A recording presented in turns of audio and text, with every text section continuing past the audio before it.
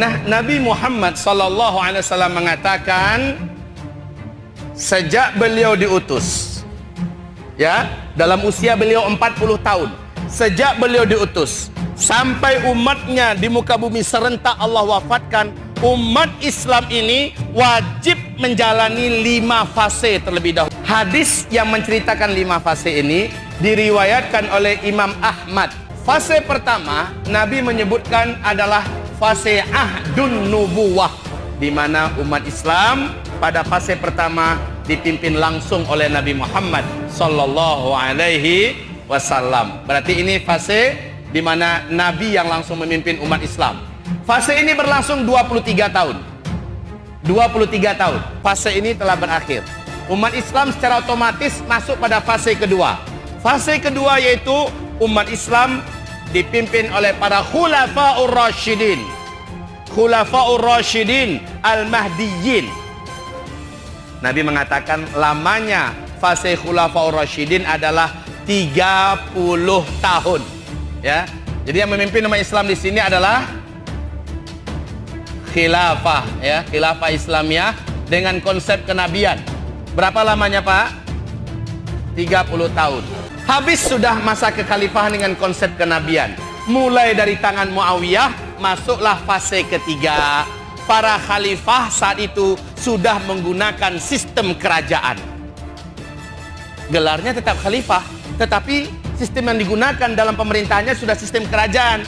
Kalau dia meninggal, langsung digantikan oleh ahli warisnya. Dan ini sudah sistem kerajaan. Dan Nabi mengatakan fase ketiga, mulkan abdon, fase kerajaan Islam yang menggigit.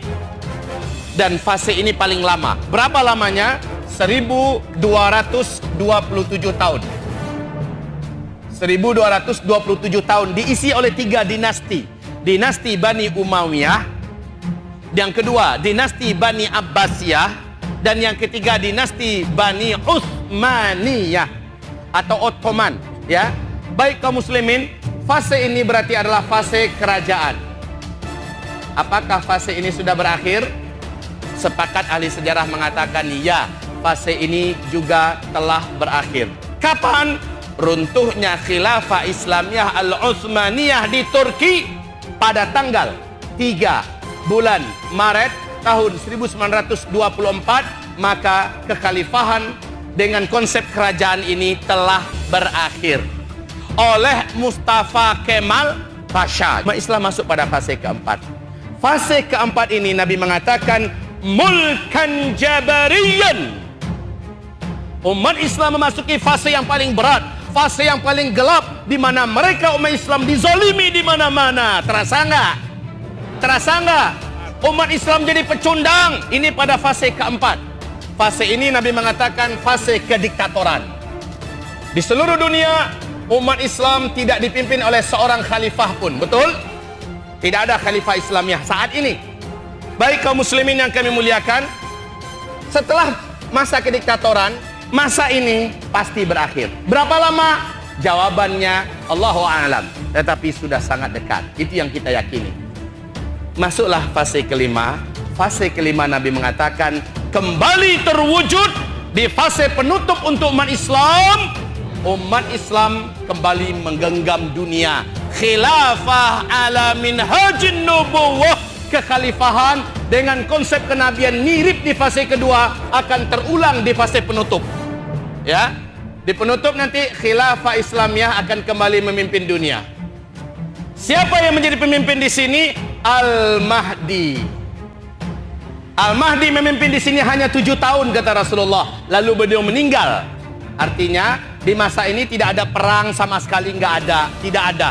Tidak ada satupun pembunuhan, pembantaian, perampokan, pemerkosaan, kejahatan. Bahkan binatang-binatang buas di hutan sana, ular-ular yang paling berbisa di gurun Sahara, seluruhnya menjadi jinak. Bisa mereka Allah angkat di masa-masa ini. Hadis-hadisnya sahih. Masya Allah, harta melimpah ruah, emas pun luar biasa, bertimbun-timbun banyaknya pada masa-masa aman. Tapi kata Rasul, masa-masa aman, masa-masa khilafah Islamiyah menggenggam dunia itu nggak lama. 7 atau 8, paling lama 9 tahun saja kata Rasulullah, masa ini selesai. Al-Mahdi meninggal dunia di tahun ketujuhnya, langsung digantikan oleh Al-Qahtani.